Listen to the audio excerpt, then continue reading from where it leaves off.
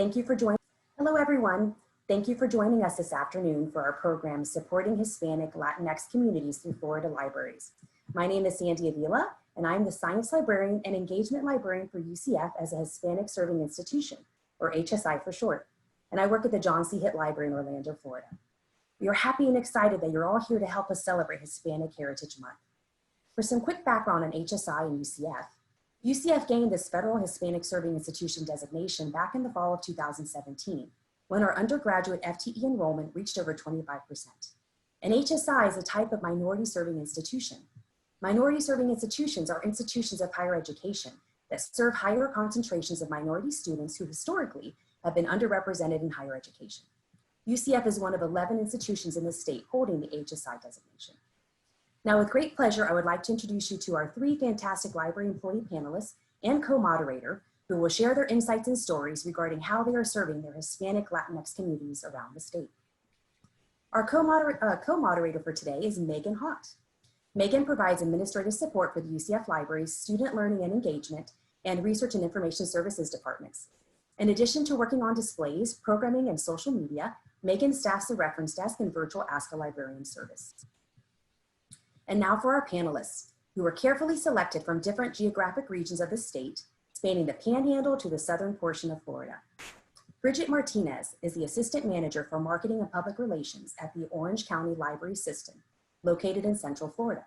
She studied biology at Universidad del Sagrado Corazón in Santurce, Puerto Rico. Ms. Martinez's job is to inform and educate Central Florida's multicultural community by holding events, opportunities, and programs through the Orange County Library System. These services help improve lives.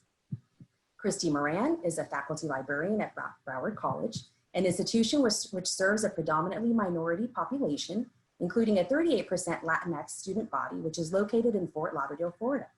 She's a critical librarian, a lifelong South Floridian, and a Hispanic American of Cuban heritage. Heather Ogilvie is the Outreach Librarian for Bay County Public Library in Panama City, Florida. She specializes in non-traditional library services, using community partnerships to create innovative solutions for underrepresented populations. Ms. Ogilvie was the recipient of the 2020 American Library Association's Lemony Snicket Prize for Noble Librarians Faced with Adversity for her work in the Florida Panhandle after the aftermath of Hurricane Michael, a Category 5 storm. Despite adversity, Ms. Ogilvie was able to serve outreach sites by helping to rebuild personal libraries destroyed in the storm and by providing other materials to help assist in their community's recovery. Welcome, panelists. And last but not least, some quick housekeeping rules and to provide an overview of how today's session will go. Each panelist will share a short presentation or reflection to provide some background and initial insights before we get into a panel discussion with prompted questions. The audience is asked to stay muted at all times and to place any questions that they have for our panelists in the chat feature throughout the program. Our co-moderator will be collecting questions as we go along, and she will pose them to the panelists towards the end of the session. And now, without further pause, I would like to invite Bridget to share her personal reflection and presentation to get us started. I'll turn it over to you. Hello, everybody. Give me a minute because I'm technically challenged. I am going to try and share my screen here. Okay. So good afternoon. It's a pleasure to be part of this panel. I am Hispanic. I was born here in the States. And at the age of 9, we moved to Puerto Rico. So I was kind of inverted, but the difference was that, an example, here in the States, I had libraries, and in Puerto Rico, we didn't. So a lot of Hispanic countries have the same situation to where they come to the United States and they don't know what it is to have a library like the one we have here in Orange County. So my job is to inform people of all the services we have to offer them.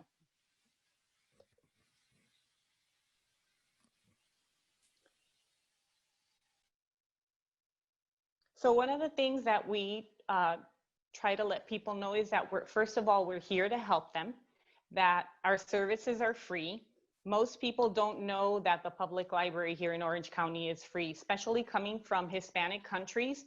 Like I said, we don't have we didn't have those opportunities. Normally the libraries that we had were either in our school or in our university, and we didn't have the capabilities of checking out items like we do here in the United States. So this is a completely different concept for them. When I tell them that not only can you check out books, but we do home delivery, it's a total shock to them. So one of my main jobs is to let them know that all the classes and events that we offer are high quality, and it's something that most people would be willing to pay for.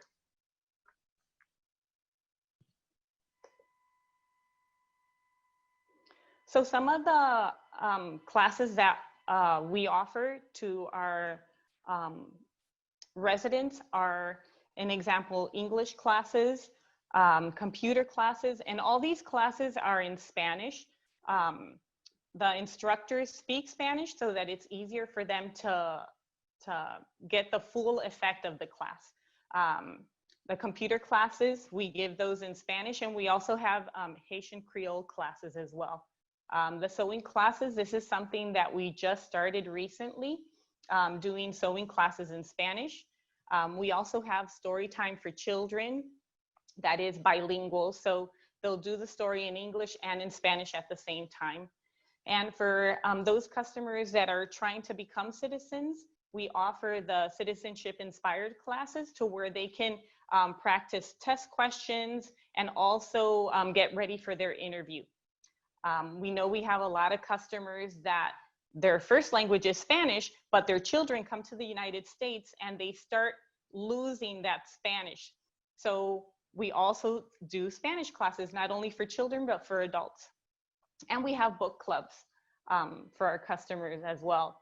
Book clubs that discuss Spanish books and music, theater, all that kind of stuff. We have 15 locations throughout Orange County, and not all of them have the same events, depending on the area that they're at. Like an example, we have one that's called the Southeast Branch, and we know that our population in that area is mostly Hispanic. So we offer a lot more English classes in that branch. So depending on the branches, the different types of classes that we offer. Something that we started doing this year, which has been very good for us as a library to spread our information, is we started doing a weekly interview on Entravision, and it's a morning spot. It's called Despierta Orlando, and I do it's a short segment. It's like 5 minutes, and I talk about different services that the library offers, and that has been truly amazing. The amount of questions that we've gotten, how to sign up for the library, how do I sign up for English classes? It's been really a huge change for us here in the library to see how far this promotion has gone. And not only do we do the spot with Despierta Orlando on Wednesday mornings, but on Thursday mornings, I also do a radio spot with the same information on 98.1 Salsa y Más, which is a Hispanic radio station here in Central Florida. And most of the time, what I talk about on these spots is basic information. When we started looking into how we could promote to our Hispanic community, I think most of the people in the library were thinking, oh, we want to tell them about all the events that we have and all the things that we do. But the thing is, again, like I told them, was people that come from Hispanic countries don't understand the services that the library offers. So my first step was to let people know, first of all, that the library card was free, that all these classes are free, that that you can check out items and all of that is free. So just sharing that information was like a huge shock to everybody, and we started getting several questions. How can I sign up for the library card? I want my kids to take Spanish classes, or I want my kids to take English classes. So this really made a huge difference with our multicultural marketing. Something else that we offer, not only our Hispanic students, but all students here in Orange County, is that we have a virtual library card. So all children that sign up to an Orange County school, they automatically, once they get their student number, they get also a virtual library card. And with this library card, they have access to digital content. So they can download books or music, movies. They also have access to virtual tutoring. Something else that we offer is, of course, our summer reading program. And we try, this is something that here in Orange County is really big. One of the things that we do is we create a magazine that has all the events for the summer, and we distribute it throughout all the schools here in Orange County. Each child, before they go on their summer vacation, has one of these catalogs, and that way they know what events, what classes, everything that we're offering. And we do offer a lot of content in Spanish as well for those students that are still struggling with the English. Another thing that, of course, helps a lot during the summer is our summer break spots. This is something that we partnered with Orange County Public Schools.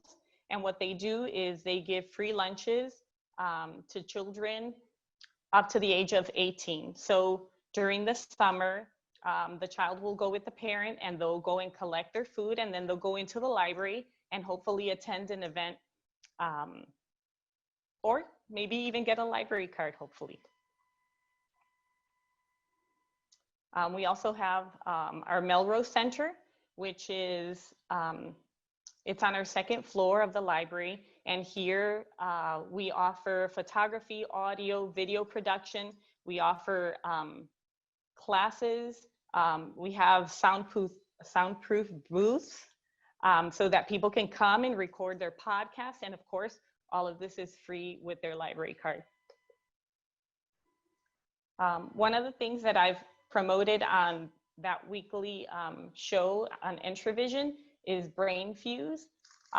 And this has been revolutionary for people because it's not only tutoring help, but they also have people that speak Spanish and that they can tutor your child or you as an adult in Spanish.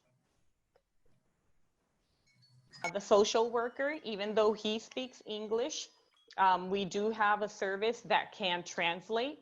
So whenever somebody is in need, right now with COVID, people were calling him and emailing him for help filling out their application from unemployment, to get food, SNAP benefits, healthcare, etc. And like I said, we have technology classes, fiber arts classes that include the sewing classes. And those are some of the services that we offer here at the library. Thank you, Bridget. And thank you. Any last thing to add? I didn't mean to cut you off there. Oh, no, you're fine. Okay, so then we'll turn it over to Christy for her reflection. Hi guys, I'm Christy Moran. I'm gonna share my slides with you. Give me 1 second, and then I'm gonna read off cards to make sure I don't forget what I'm meaning to say. I hope you can all see somebody can let me know if you can see my screen. Yes.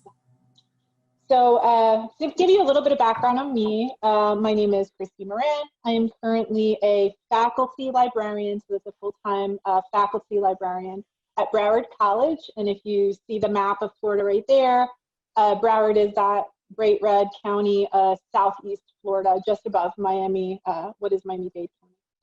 So I was born, raised, and worked in Miami till about 2015 when I came to Broward College, and that is I came in as a faculty librarian at the North Campus. So my campus is in Coconut Creek,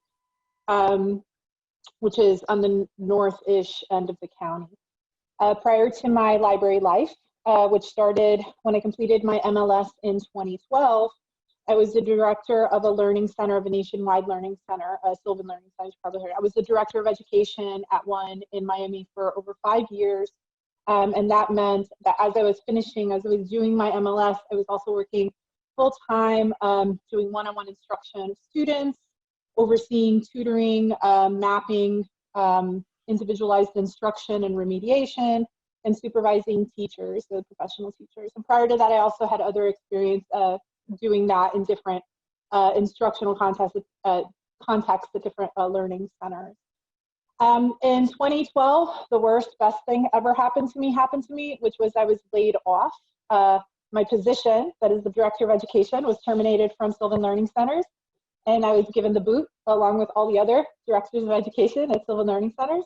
I had never been able to take a job at a library because I needed money, and the only jobs I could get at libraries were either part-time as a clerk, making making minimum wage, or definitely less than I was making. And I also couldn't take an internship or do for credit internship at any of the other libraries because I also needed to get paid, and I was working like 60 hours a week.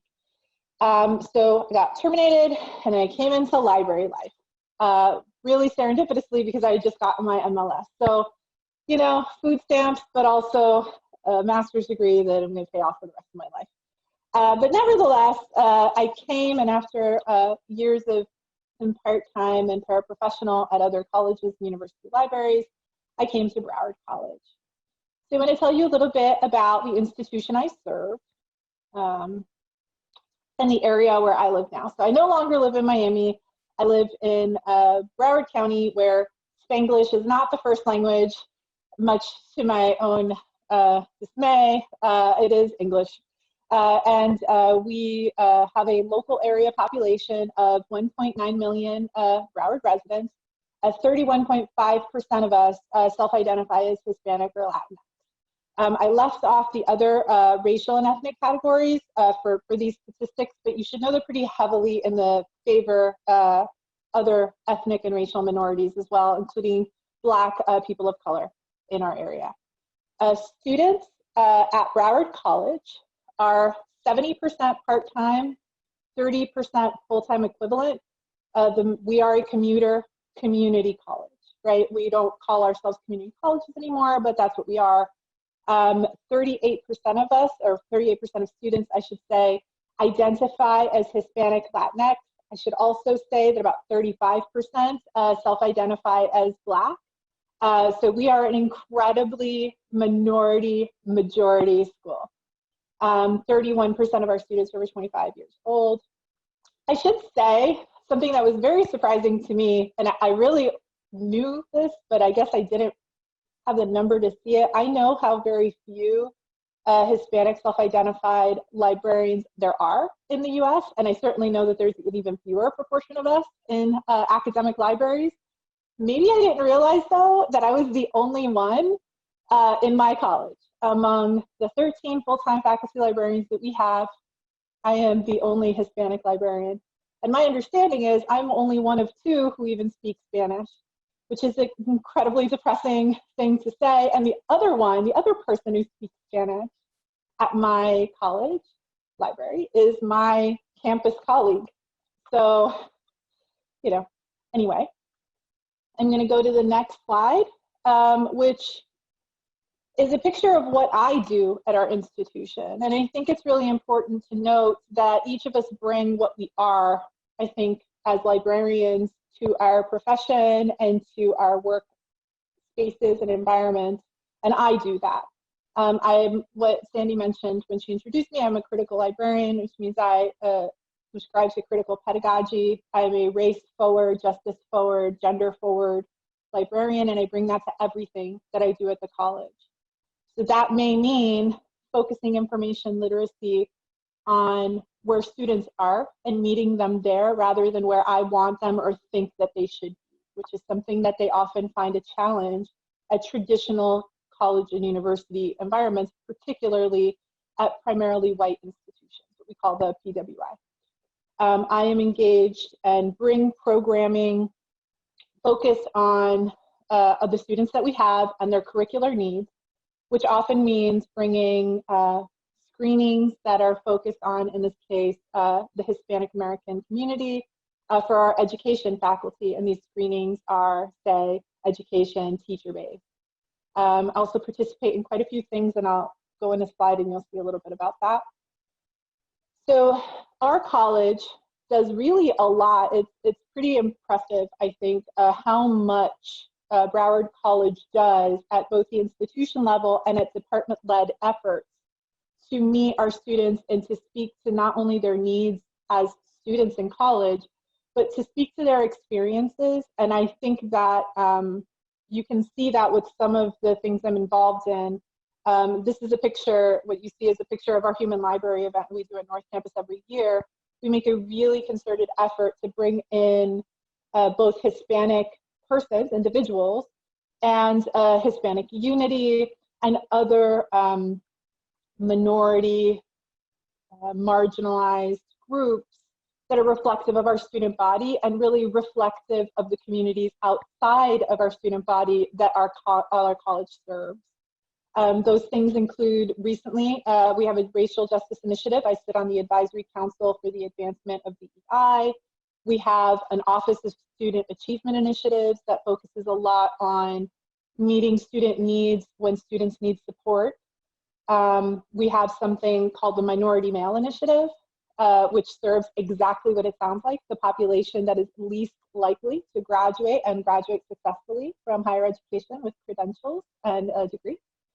And peer leadership mentoring, which is intended and targets first-generation students at college. Most and primarily of those are Hispanic students, students like myself, right, who are from the area. Perhaps our parents didn't go to college. Perhaps our parents are those students who are first generation. We have International Student Club, and we have a robust, and I cannot stress this enough, robust event calendar. And these events, like I said, they really do work with both the curriculum and with the programs that our college supports, like the College Read program, which I'm the chair of. And we choose materials that speak to our population, often materials that highlight Hispanic, Latinx, and Black and non-Black people of color as authors and themes.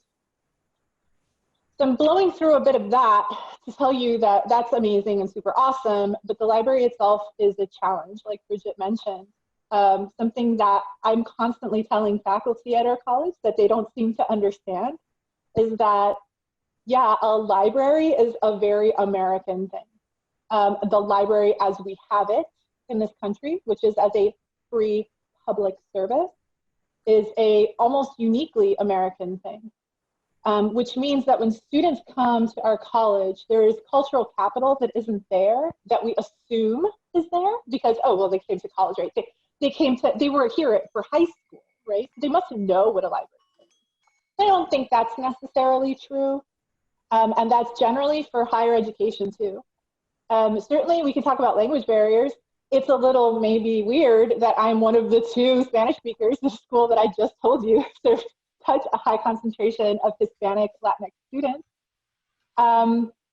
Perceptions of authority are something that we often talk about when it comes to international and first-generation students, and certainly with the Hispanic and Latinx students, and of course, prior experiences with the library. So that's my kind of super info dump introduction, and I'm gonna pause and take a step back. We'll have more presentations and I'm happily take your questions later on. Thank you. Thank you, Christy. And now we'll have invite Heather to join. Hi, thanks for having me today. Sorry, I don't have any slides. You guys are amazing. It's such an honor to be included in this group. I'm the Outreach Librarian at Bay County Public Library in Panama City, Florida.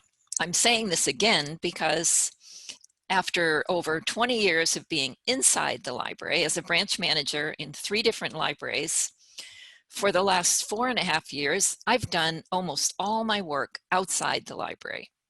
This has afforded me an extraordinary perspective that I couldn't have imagined before I got this assignment. As soon as I stepped outside, really outside the library, I found a whole world of people out there, people who are not in our library. We love to count in the library. We get our statistics. We count every which way, but we have no way to count the people we don't see. And I now meet these people all the time. I'd be willing to bet that there is nothing in any one of our mission statements that says, we offer dynamic learning opportunities for anyone inside the library. No, we say over and over again that we dedicate ourselves formally, officially, to all the people in our community and in our institutions. And there are thousands more people out there we could be helping. Everybody needs or wants to learn something, and we've promised to support lifelong learning. So that's what I set out to do. And as a one-person department, I have every reason to collaborate. So partnerships, in order to get the job done, I found partners everywhere. They're essential to me to get my work done. So getting to the point here, there was no surprise that in January of 2018, I was invited to an exciting project that we called the Spanish Roundtable. I think the idea first belonged to a professor at our local branch of Florida State University. She invited United Way, the LEAD Coalition, and me from the public library to talk about the needs of our Hispanic population, which was growing in our community pretty rapidly then. We were particularly worried because of the immigration issues, the growing tensions between the progressives and the conservatives, and the frightening uprise of generally bad behavior toward people perceived as foreigners or others. All this was causing additional strain on our growing Hispanic community. So we invited everyone we knew to join us. Among the other organizations right off the bat were Gulf Coast State College, Council on American Islamic Relations, that's CARE Florida, Girls Inc., Bay District Schools, Catholic Charities, Early Education and Care, Bay County Sheriff's Office, Career Source, lots of churches. We just invited everyone as we went along who had a connection or had a talent or skill that we thought would help us. We met monthly with a goal of finding as many existing services as possible, identifying the needs and gaps in our own community, collaborating to strengthen what was already working for each of us, and develop services among ourselves that were lacking. We hoped that we would create a list of services and providers and also organize the information so that it would be we could share it more effectively and distribute it easily in all sorts of formats around the community. We worked on creating a welcoming, open community with equal opportunities for people of all ages and circumstances.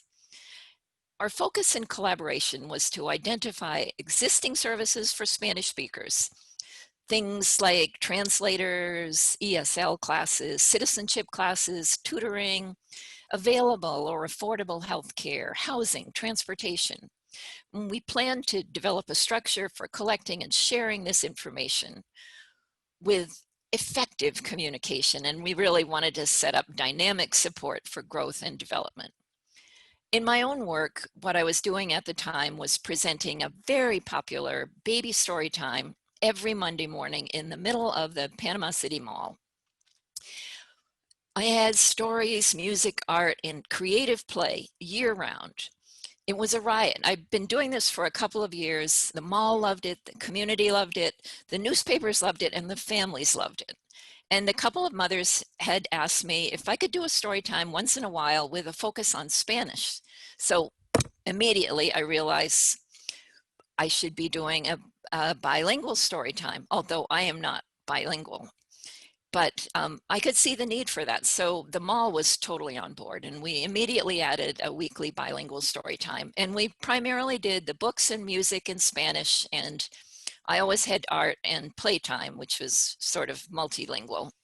And the mall did an amazing job with marketing. So this word really got out. They did the marketing in Spanish, and they had it on television and radio. And And people began coming in, lots of people began coming, mainly with different languages. People came to learn English from Chinese or English from Arabic, and some people brought their children, many people actually brought their children just for cultural enrichment.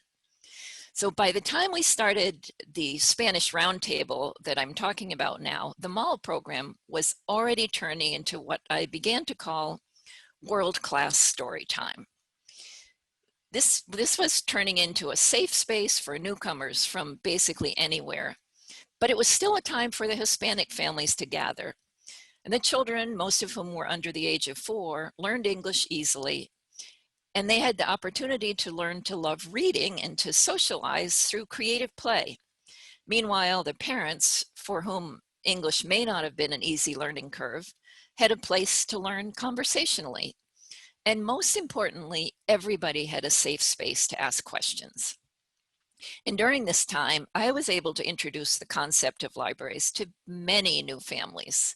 And over again, I heard, oh, I didn't know the library did this. I didn't know the library was like this.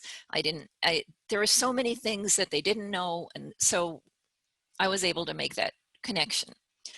On the Spanish Roundtable, when we started that, I helped with information collection and organization, and also raising awareness of the adult literacy program that we have in our library. We have some ESL citizenship classes, adult literacy, and some are some people are tutored and some are in classes, and we have that all inside the library. So I was able to introduce that to people and try to help them overcome what for many was a fear of going inside our library, which is located at our government center. I also began working with a local high school to begin a Spanish book club for high school girls. The school and I were both really excited about this opportunity for English conversation, mentoring, and having fun with girls who were struggling with a lot of cultural barriers. We didn't have time to get the high school book club off the ground before our world changed. The Spanish Roundtable was a vigorous initiative throughout Panama City until Hurricane Michael blew us apart. All of Bay, Gulf, and Liberty County, our 3 library county area, was devastated. My venues for my outreach work for large regular events were all completely destroyed. The mall, the rec center, the affordable housing complexes, most of the houses of worship, everything was gone. And we were still in the early stages of hurricane recovery when COVID-19 came along and shut everything down. In-house in the library, our ESL and adult literacy classes have been in suspension for 6 months, and we're still counting. The Hispanic community was, of course, badly displaced by the housing crisis. And now I have to say that after 6 months of shutdown, I've had little to no library experience with the Hispanic community. During the recovery, I planned my work to be primarily aimed at building resilience into our community through increasing learning opportunities for young children, developing fun ways to strengthen critical thinking skills for school-age students, and increasing compassion and overcoming barriers of fear and racism among adults. With the lagging rebuild and relentless gentrification that excites our community beyond reason, but stands in the way of regular people resuming regular lives, I haven't reconnected with the Spanish-speaking community for library work. I still have a cabinet full of Spanish language resources, especially for babies, ready to give away from my grant, post-hurricane grant. Well, what I loved about all of this in retrospect, well, I loved everything really. In our pre-hurricane work, what I loved and what I now look forward to continuing as soon as possible is this. In the library, we're often largely focused on building and defining physical spaces for learning. In outreach, we're creating social spaces for learning. We can be anywhere. It's all about the people. And in the end, the exchange is always fair and magically equal. I learn as much as I give. And that's my introduction. Thank you. Thank you, Heather. All right. Well, now we're going to move into the panel questions. So I'm going to invite our panelists to turn on their cameras so that we can go through the questions. And as I mentioned earlier, if anybody has anything to put in the chat, just put the questions to our panelists in the chat and we will get to those towards the end. All right. So the first question is actually going to be to Bridget. Again, we'll start you off here. How does your library handle collection development, acquiring books and other resources geared towards supporting Hispanic Latinx communities? So our library has a budget for multicultural books, and we make sure to order books not only for children, but also juvie books and adult books.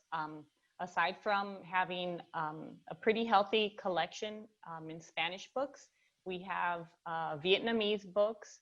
We also have books in French, and we have some in Haitian Creole. Not only that, but we also have downloadables. So for the people that can't make it to the library, they can always download their books. And one feature that I really love is called Suggest a Title. So Suggest a Title is exactly that. If you're interested in a popular book, something that just came out and you know that it was just translated in Spanish and we still don't have it in our collection, you can go to our website and suggest that title. And what our acquisitions department does is that they'll look and see if it's a very popular book, and then they have to fill certain criteria of what it is to order that title. But if it does fill that criteria, what they'll do is they'll order the book and they'll put it on hold so that you're the first customer that can check it out. Okay, next question to Christy. How do the initiatives, programs, or practices you do to support your Hispanic Latinx communities align with your organization's broader view of diversity and inclusion? I think I mentioned that our college is like a lot, right? And I think that generally I see, and it's been very hard, I will say this, my campus, it's 2 of us for when we have a regular student body that is not affected by COVID, not gone remote. We have about 17,000 students that are primarily based out of our campus, and there's 2 of us college librarians. But we work really hard to kind of do library programming, and I think we do that a lot on our campus, where some of the other campus libraries aren't really focused on library programming and outreach. And all of our programming is student-centered. So when we do things like the Human Library event, which has been incredibly successful for us, we have to do a modified version of that to accommodate the hundreds of students who participate. We do that along with department-led programs. So for instance, our literary festival on our campus. The college right now, like I mentioned, we just have I keep calling it the racial justice because it's what it is, intended for, the racial justice council and initiatives. And within that, it is incredibly important to me to kind of identify the intersecting experiences of marginalization and oppressions of our students. And I think all of these programs that we do speak to our student experiences, right? So generally, the college has identified actions to support student success in minority students because we are a majority minority serving institution. So our programs at the library support those because we directly support the academic programs. And at that, as individual librarians, many of us participate in these programs. So for instance, one of the librarians on our central campus, Tori, is a faculty mentor for that same peer leadership program I mentioned that is geared to our first gen Hispanic Latinx students. The Minority Male Initiative, which includes all racial and ethnic minorities, including Hispanic and Latinx students. I serve as like a regular collaborator, conspirator of theirs. our programs for instance, College Read, I mentioned, that's a college-wide program initiative. We identified different books, and one time we had Spare Parts, for those of you who are not familiar.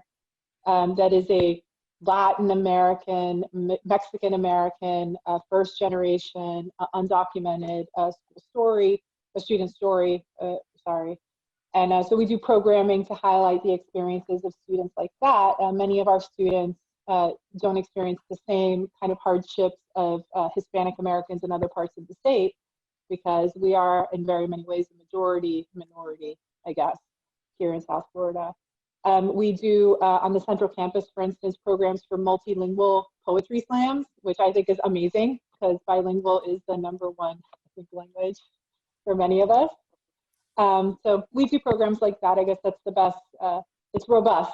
I used that word before. So just targeting those kind of intersections of our experiences, and keeping the Hispanic Latinx student in mind and forward, right? So. Thank you. What are your suggestions for how to go about creating a program to reach your Hispanic Latinx communities? I woke up this morning at 4 a.m. thinking, wait a minute, what have I forgotten?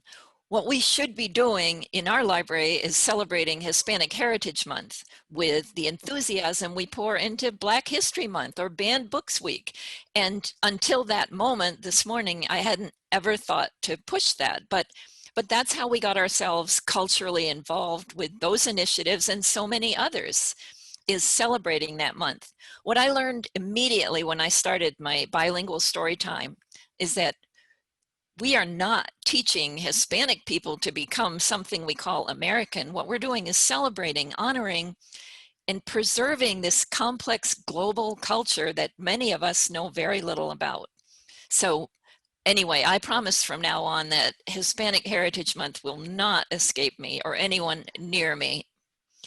And we have no real excuse. This is another thing that I was thinking about, for not having Spanish language available widely on our websites, social media, and in our collections. Not token Spanish, because I see a lot of that. The books that we have in Spanish are oftentimes the books that I think were available for a discount, or they are classic novels written in Spanish that people don't want any more than we do sometimes. We need to bring our professional sense of community reading and information needs to bear on collecting real books for real people. I found my first connections for starting really effective programming in doing big public story times, because there were people walking past me in my story times in the mall, but also everywhere I went, in parks and senior centers, everywhere.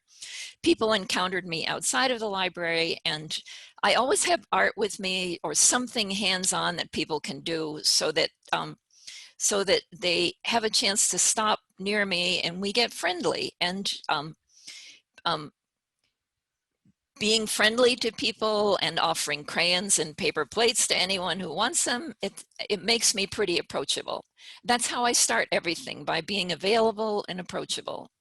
Parks, shopping malls, they're safe spaces, and so are houses of worship. Especially churches with daycares or homeschool connections, they really like library visits. And showing up for me in every aspect of my work, showing up is what works best. Becoming familiar, making friends. I ended up creating the bilingual story time because people trusted me enough to ask me if I would do it. And from there, I was able to talk to adults about things they could do in the library, and the library didn't seem so scary to them. This project and the amazing marketing that the mall did was how I became included in the Spanish Roundtable. And from there, connections just multiplied. So I think in your libraries, begin building a hub of resources in your collection, and in your community, be the hub of resources. And if this hasn't happened yet, use that roundtable concept to bring people together and find out what they're doing. We had to start with a very basic entry-level conversation, and it turned out that many people were already on this project. And And I want your library to become a center of a kind of learning circle. Whatever you choose to do, make it vibrant and fun.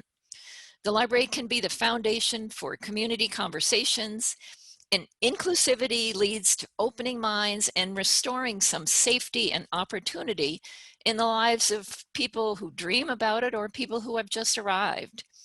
And I suggest always to people who work in libraries, lead with your best foot. Our talents differ. We're all good at something and we're not good at other things. If you're not a cook, invite a guest star to come in and do a cooking program, because everyone loves to cook. We get along when we're sitting around the frying pan. You can get a teenager to come in and read in Spanish to little kids, and you have a hot program and way better than when I'm limping through it. So pop-up libraries at Hispanic churches have been really popular, and I always bring resources for playing and reading. I am a firm believer in the power of giveaway books. The theory of free stuff for me is that if you offer free stuff, good quality stuff, food, books, time, talent, you'll make connections. We in our community organization, we're hoping to make the library a central location for housing and information resources. And we hoped we would find translators to fill those needs. We wanted to make a community guide. There are so many things that we wanted to do, and I hope that we still will when we get out of our houses and back out in public. But there are so many ways to be. I think you should just choose your favorite way and show up, and you'll get there. Thanks. Such wonderful suggestions. Thank you. Anybody else want to answer that one before moving along? If I could say something, Sandy, 100%. I literally had a meeting with a faculty member in the social sciences this morning, who I've become close to, working on all of these like diversity things and social justice things.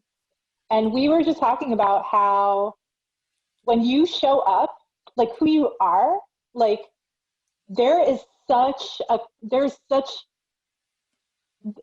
connection and such an opportunity. You don't have to be Hispanic, right? Like I'm Cuban American. I'm not Puerto Rican. I'm not Nicaraguan. I'm not Honduran.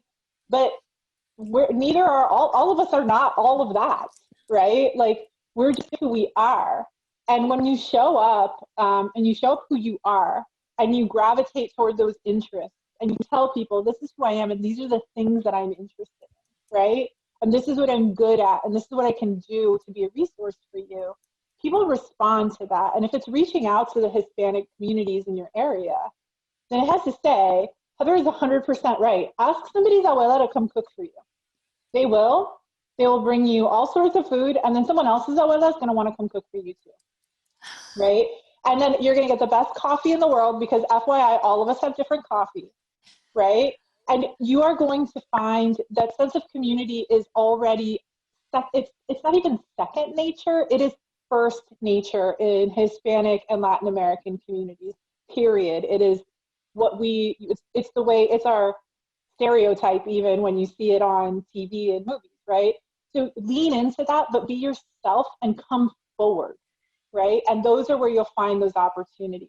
Oh, everybody here needs a kids program. Everyone here needs citizenship classes. Everyone here needs more something, less something else. That is something you'll discover as you come as yourself to these communities that are already there. I hope that makes sense, and I hope it's a little valuable to you guys from the inside and the outside, I guess. That's very true.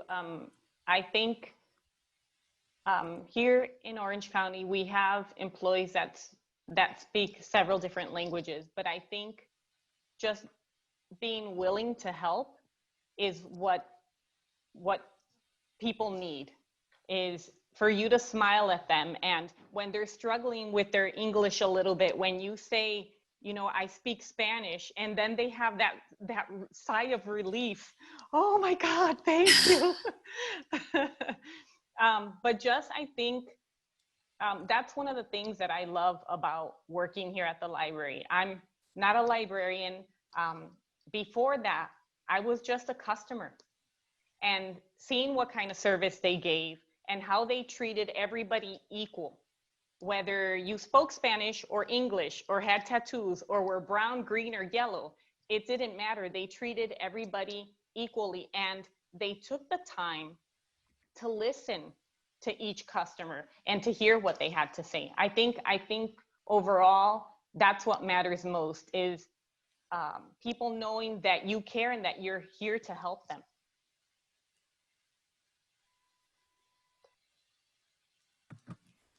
Thank you for sharing, everyone. We have a lot of fantastic suggestions and information and a lot of passion in all of our comments. Next question to Bridget. Do you conduct any prior research on your local Hispanic Latinx communities prior to creating programming or events? So we don't perform research per se, but like I said before, we do listen to our community. So an example, we've been doing ESOL classes for years because we saw that there was a need. People needed to learn English. So that's something that we started to do. The same way as with our computer classes, people started asking, you know, I want to get this job, but those computer classes, they're so confusing. Can't you guys give them in Spanish? And that lights a little candle, a little light, and we're like, okay, you know what? Maybe we need to offer computer classes in Spanish. So I think the most important thing when you're creating these programs or these classes, events, is to listen to what the people are asking for. And each one of our branches is a little different because an example, we have our Southeast branch, which the community of Hispanics is pretty large. So we offer a lot of English classes there. But at Southwest, that's in the Dr. Phillips area. Of course, we're not gonna offer all those English classes there. No, we'll offer Spanish classes, or we'll have book clubs. It depends on what the people's needs are. What additional opportunities would you like to see happen or have planned moving forward for Hispanic Latinx communities? Spaces, programming, collections. So there was something I didn't mention when I gave my spiel, which is that my campus, North Campus, is a joint use facility with Broward County Public Library. So my building serves both for the college community, the college librarians are there, the college book collections are there, and our Academic Success Center, which is like our tutoring center, is there. But our population at the library is also, it's a public regional library. Like right now, they'll start their early voting, and you know, I pick up my DVDs there and stuff like that. So when I thought about this question, one of the things I thought was just bigger than me, right? Because I said we do a lot of programming at my campus, but our college does a lot of programming. And what I really wanted to respond to was what I thought the library specifically, beyond just the college library, could do. And I think there's a lot of opportunity. And in fact, I wish there was more taken in these steps. And so for one, Hispanic Heritage Month is fantastic. I didn't even know when it was until I started working at colleges. And then when I was at Miami-Dade College, we had mariachis come, which was my favorite time of year. And we featured all different Hispanic, Latin American cultures and different activities. And that's really nice, and it is. But every day, I always say every day is Black History Month. Every day is Hispanic Heritage Month, right? For some of us, that is a constant, and while it's good to celebrate these things and have like flagship days and flagship months, I think what's really important is that we kind of normalize what it is to be from also somewhere else, right? And so what I see as a missed opportunity is the highlighting and featuring of things like Hispanic American authors, books that speak very specifically to the Afro-Latino experience, to different themes that come up a lot beyond, but also including immigration and citizenship. And I think that I would love to see tables with books that feature and intentionally feature this kind of diverse, even multilingual, right? Like, why do we only celebrate Spanish language stuff during Hispanic American Month? That's another thing, or Hispanic Heritage Month. Like, these are things that should be a part of the fabric of our everyday, and not just for people who speak English and Spanish as a first language, right? So I would love to see that. And by the way, when I say multilingual, I may be saying Spanish, but I also mean Haitian Creole, Portuguese, and even indigenous languages that are spoken in majority Spanish-speaking places, right? So that's another thing. Like, what about our indigenous, family, our indigenous neighbors, right? Who are members of the Hispanic and Latin American community. So those are where I see missed opportunities, is a kind of everyday inclusion, right? Beyond just a citizenship class and beyond just an English cafe. I want to see that all the time. And I want to see that for more than just Hispanic Americans, but I definitely do think that it's important to see that as a Hispanic American. I will tell you that. I would like to see books for discussion that are not just the hot titles, but also speak to, like I said, all these intersecting experiences of being Latina and living in a big city, and then living in a small city, and then living in a rural environment. And so those kind of diverse experiences within the banner of what does it mean to be Latina, right? Like, what does it mean to be Hispanic or Latino? What is Latinx, right? Why do we use that kind of nomenclature, right? And we don't use others. I'd like to see an expansion of the English-Spanish cafes, and I would love to see more Hispanic librarians. Apparently, we're a very small minority, and I'd like to see more of us outside of just the South area in any event. That's my opportunity knocks moment, right? Yes, there's a lot there. Anyone else want to comment on that? Thank you, Christy. So many things to be considering every day and how to engage our populations. And there are a lot of difficult questions and lots of things to keep us busy. Okay, Heather, next question. What challenges have you come across in supporting your local Hispanic Latinx constituents? Okay, well, start with my two big ones for me. Implicit bias. No, there's three here already. Politics, implicit bias, politics and what it's doing to us, and the vast complexity of the world, which is broadly called Hispanic. As a gringa from Maine, I had to be taught that it's not just one big bunch of people who speak Spanish. Everyone speaks a different language, comes from a different culture. Much like all of us from New England, people from Maine are nothing like people from Vermont. And we must not be mistaken for people from Boston. We are particular, and so is everyone else in the world. So all of this I had to learn. But I want to start with this example. My first public school gig as an official outreach librarian was to sort of what I try to do in the public school is be an embedded librarian. And so my first job was as a mentor in a second grade class. And this was in our oldest, most dilapidated, historically Black elementary school.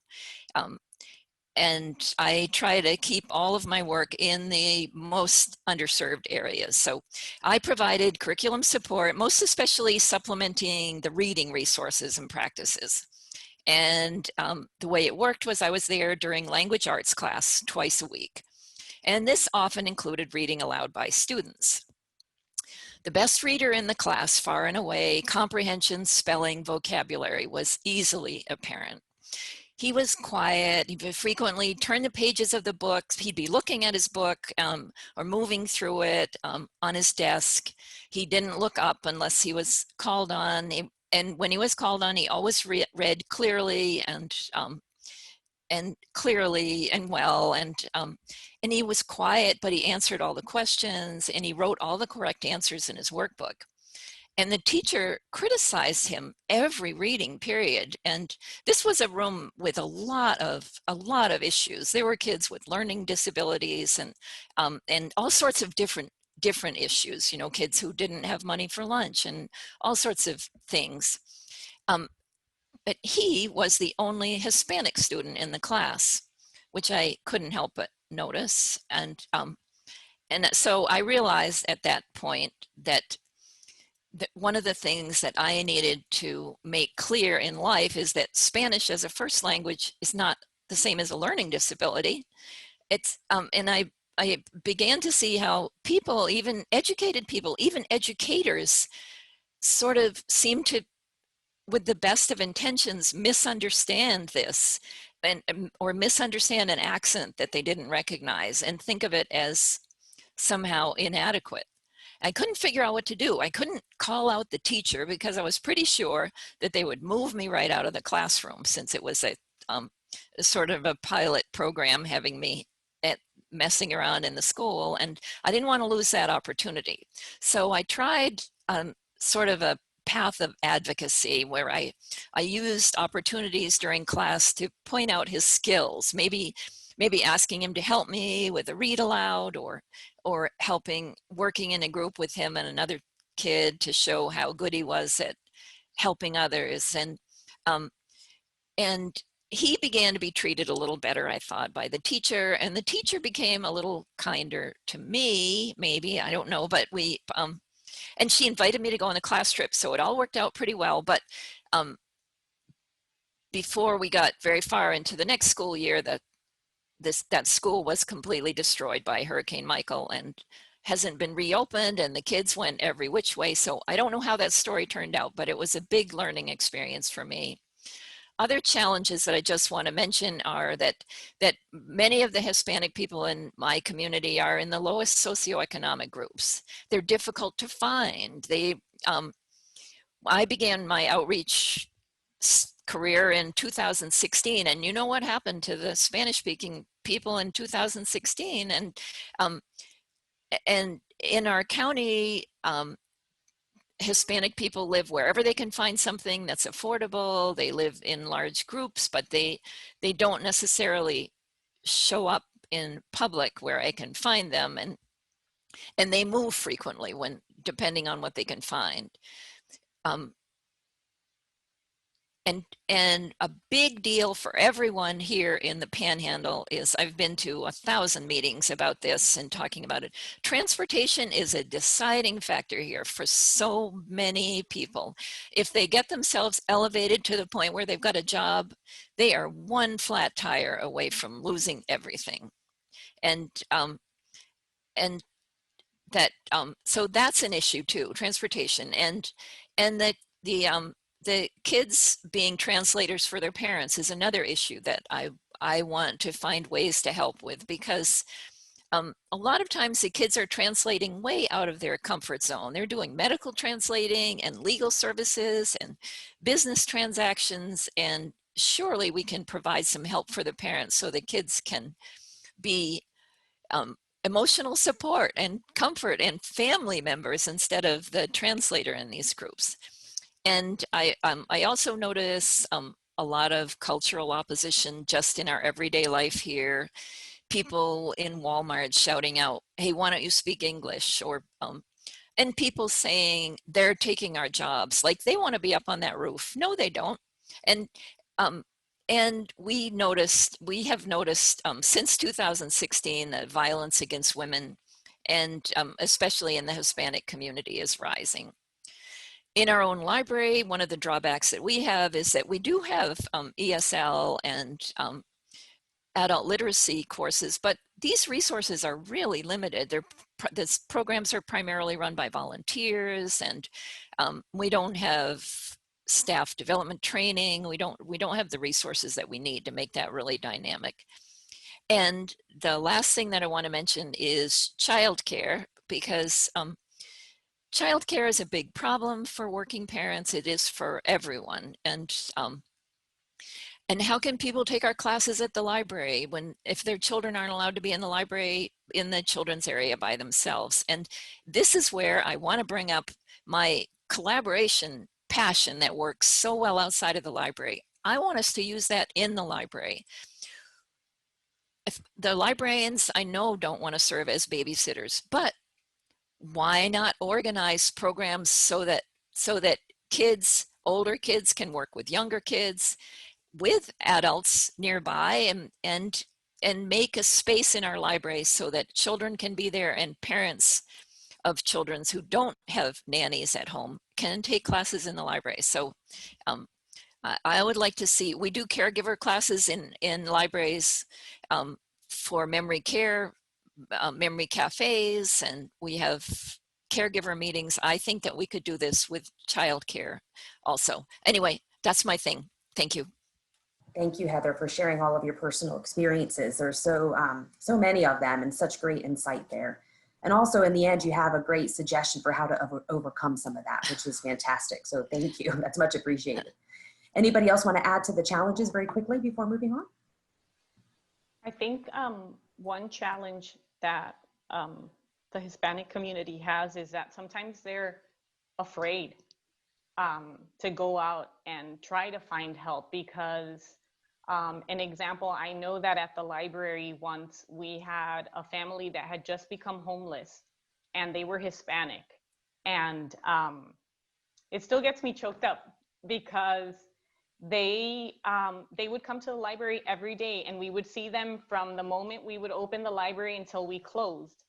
And one of our employees that speaks Spanish approached them and just started talking with them, and the wife told her, you know, my husband just lost his job, I just had a baby, we just lost our apartment, we have nowhere to go, and I'm afraid that they're gonna take my kids away. You know, so just the fear, and our employee told them, they're not just gonna take your kids away. You know, we have a social worker at the library, which for us it's a huge advantage having that social worker here at the library, that he's trying to find help for these people, and he doesn't have to report to anybody. So if you're homeless, he will try to find low-income housing. If you don't have a job, he'll try to help you revamp your resume or direct you to ways that you can get a job. And within a week, her husband had a job because of the social worker. So, you know, just getting over that hurdle of that fear, just because I don't speak the language, I don't want to lose my children, you know. And I think that's a huge barrier. And I think I told you before, Sandy, you know, Hispanics, like I was born here in the States, but I grew up in Puerto Rico. So and I had told you, when I'm here in the States, I'm Puerto Rican, but when I'm in Puerto Rico, I'm American. So you have this sense of that you don't belong, not here, you don't belong over there. So I think these people that recently have moved to the States or have come from Venezuela, Puerto Rico, wherever, Cuba, they have that fear, that they fear and that they don't belong. So that's why, an example, for me, it's so important to reach out to these people and let them know that we have all this help for them, and that it's all free. And it's a way for them to improve their livelihood and their children's livelihood as well. Thank you for that, Bridget. Yes, a lot of the things that we are encountering, especially in the public libraries, is heartbreaking, and it's very personal, especially when you see these things firsthand. I think all three of you, even in our other, I'm sure everybody across the state might have a story to share where they see people in dire need, especially right now. And it's hard. It really does take, you know, it really affects us, right? I don't even know what to say because I get a little choked up. It's hard to think about how we can help. Next question actually is for you, Bridget, unless you want me to skip you for a second and I can go on to Christy. Okay. Thank you all for sharing all of your experiences, especially the personal ones. I think this helps to really highlight the role that we can play in educating our communities. So for Bridget, what methods of outreach and promotion work best for your community and why? What kind of feedback do you get from them regarding your efforts?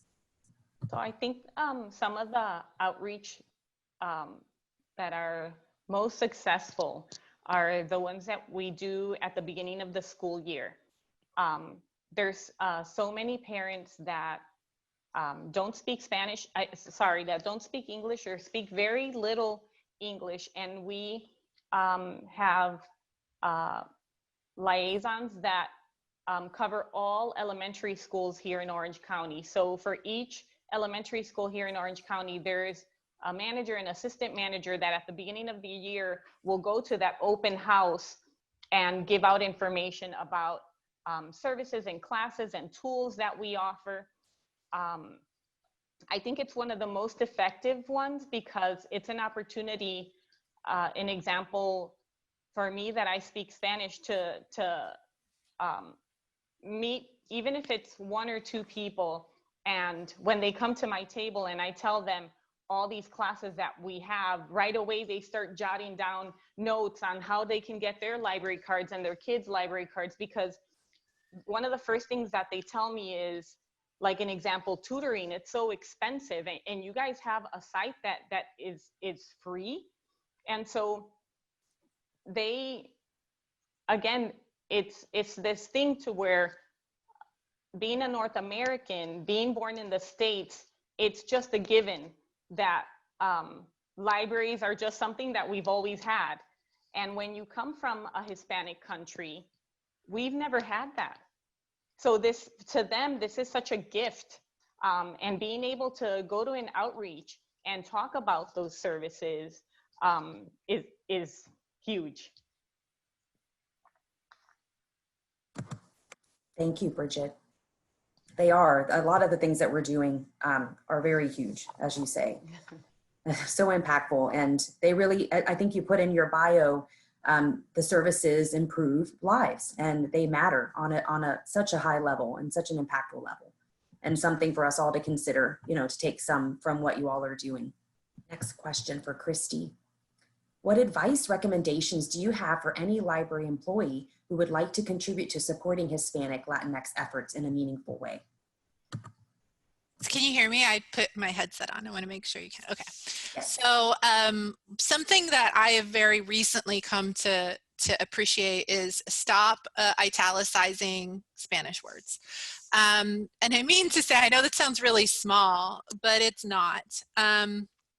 When we were having a prep meeting for this, I mentioned that at our college, okay, Broward College, right? The general education curriculum includes other languages. So if you know, a course that you could take could be learn French, learn American Sign Language, learn Spanish, and get course credit for that. We call those courses modern foreign languages. That's the language that is used in school documentation, statewide documentation. Think about that for a second. The name of the state that we live in is a Spanish word, and we still celebrate. I mean, it's just beyond me how Spanish can be considered a foreign language. Ways like that, we other people's experiences and put them on the outside, right? So stop doing that, right? Appreciate the fact that Puerto Rico, for example, is an American territory, right? So things like that. All of these experiences and cultures and traditions are a part of America. So the biggest advice that I could give anybody, a greatest opportunity that I could point to everyone, is to see these things and see these experiences, identities, and traditions and cultures as a rich part of your tradition and culture and community, right? It's yours. You live here with me, with us, right? So it's a part of that humility that then breeds that sense of inclusion, the justice, the equity and equality we talk about all the time, right? So that would be my biggest piece of advice. Unlearning, I think, what Hispanic means, right? That monolith. You can see it right now. We're in a general election season, how, Hispanics, right, vote one way. I promise you, as someone who grew up in the Cuban American exile community in Miami, the Hispanics in South Florida do not vote along the same lines as the Hispanics in California. And so I think that unlearning what that label means and kind of appreciating and coming to appreciate the beauty, the diversity, and the intersectionality of what is Hispanic or Latinx, right? Was this idea, I think the first time I met in person a friend of mine from California, oh my God, like 20 years ago, she said to me, "You're Cuban, but you're so white." And I said, "Yeah, I mean, that's just a thing, right? That's just, it's just a part of it." And by that same token, I've got Cuban friends who, guess what, are not white, right? And so it's just this idea.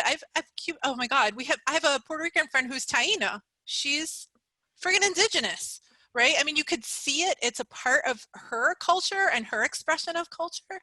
And I think maybe those two opportunities, stop othering, right? And then just kind of unlearn what it means and just break it down. I mean, we all have different food. I've said it before, we all have different coffee.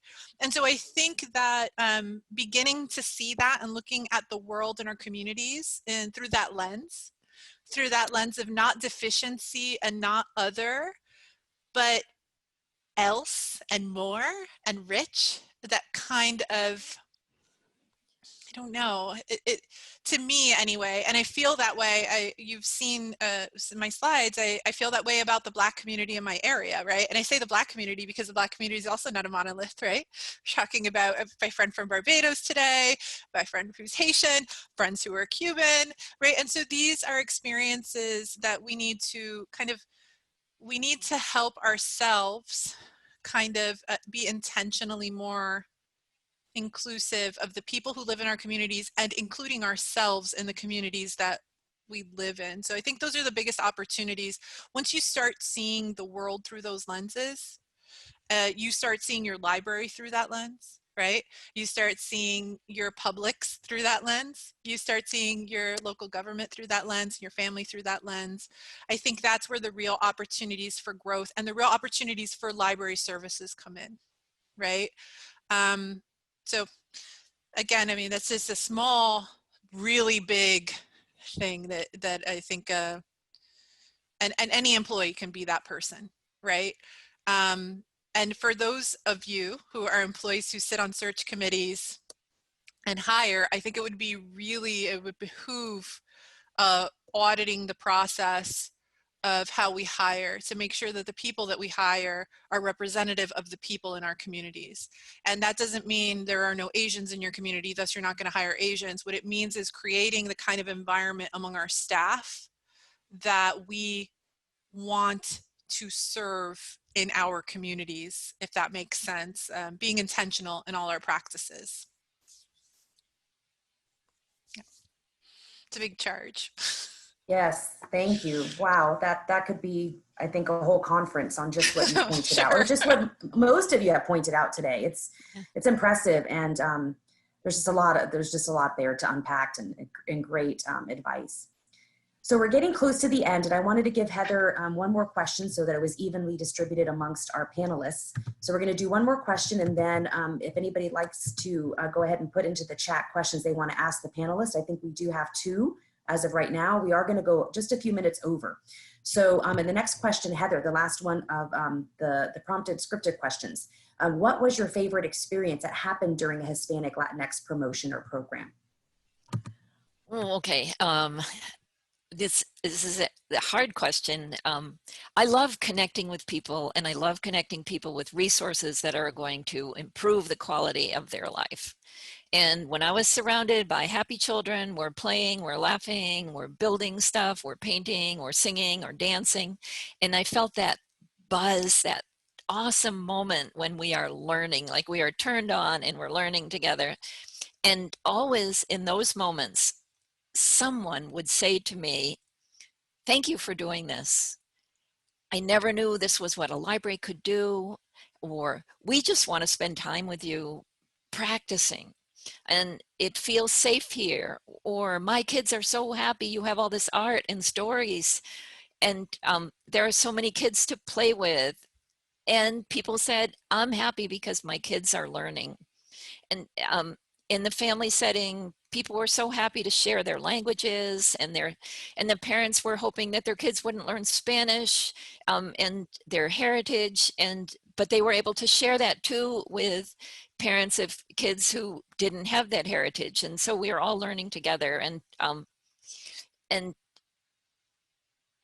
everyone wanted to learn how to be comfortable with everyone else. And in the storytime setting, you learn that the language differences are not barriers. They're like exciting opportunities to learn something. And I have to say that I came to appreciate this connection so much, especially after the hurricane, when I mean, we were just blown away. I've been through hurricanes, but nothing like this, where the hurricane actually came in and wrecked everything. And in my neighborhood and across the country, the Hispanic people were the first people to come to our rescue. And I mean, seriously, we are blown away. We've lost all communication. We see nothing. We know nothing. Our streets are all blocked, so you can only get as far as you can walk.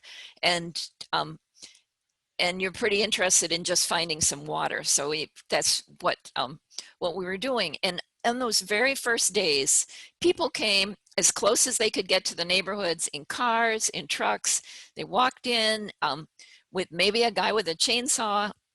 They're on my neighbor's second story roof, trying to free up his roof from a tree that was in his living room. And I had 7 trees on my house, and 5 guys from Ecuador showed up and took the trees off the house for a bargain price. They've got flip-flops and chainsaws, which I know is not OSHA, but they were here. And this, you know, from my whole learning experience of the complexity and amazing culture that we were seeing, everyone, my roommate's Cuban, so she could point things out to me that I didn't realize, because she could just hear somebody and know where they came from. And these are people from completely different countries. These are people who have driven or hitchhiked hundreds or thousands of miles to get here. And people might say they came for the money, but it wasn't very much money. It was help. It was amazing help. So this was just very moving for me. And that's what I loved about my work, and helping the library to find new ways to become relevant to the amazing world that we live in and the amazing cultures that we're surrounded by. That's my thing. Thank you. That's a great way to end our panel prompted questions. Thank you so much for sharing all of those stories and your personal reflections, everyone, especially Heather, and sharing the aftermath of Hurricane Michael. It was such a devastating storm, and I don't think we know or hear a lot about really how it affected us across the state. So we appreciate you sharing these very hard examples, and also sharing uplifting and positive experiences of how our work is so impactful, but as well as it's very rewarding, right? And satisfying in the work that we do, and seeing how much we can help others. All right, I'm actually going to turn it over to Megan now as co-moderator to go through any questions that we had in the chat. I think we had 2 as of so far, so I'm going to turn it over to her. Hello, everyone. I'm going to start with a question from Jacob Sherman, and it's, do you cater services to subsets of Latinx communities, such as Cuban Americans, Puerto Ricans, or Mexicans, or does the programming fall under a larger Latinx umbrella? Good. Everybody hear that? Yes. I didn't know who wanted to answer it. I'll answer it for the college if you want. For Hispanic students, Latinx students, it's not broken up as far as I am aware. It's not broken up, and either for our Black communities or Caribbean communities.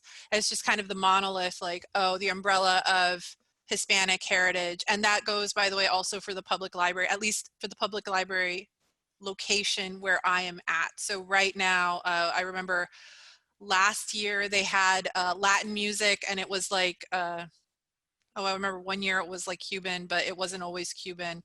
There was, and there is when it's tied to curriculum, something that does happen. So for instance, the Literary Fest on my campus a couple years back featured Richard Blanco, who is Cuban, and he's Miami Cuban. And so we did a lot of programming at the library, because we do quite a bit of programming at the library for that, to support that event. That was like, we featured Cuban music, we featured Cuban food, things like that. But apart from something so explicit, which is not necessarily tied to Hispanic Heritage Month, right? I think it's usually like broad. I mean, do you guys have the same experience, right? It's like a broad banner. Right. Sprinkle it a little here and there. Yeah. Yeah, we don't cater any programs or events to a specific country, or most of the events that we do are just for that community that, an example, speaks Spanish. But the beauty of it, though, is that, like an example, the other day I was talking to a Chinese customer that took our English classes, and she took those classes with a class full of people from Venezuela and Colombia and Puerto Rico. And one of the things that she was telling me was that they all embrace each other, that there's no divide because she's Chinese and they're from Venezuela, or they all get together, they all try to help each other, because they're all there for the exact same purpose. Right.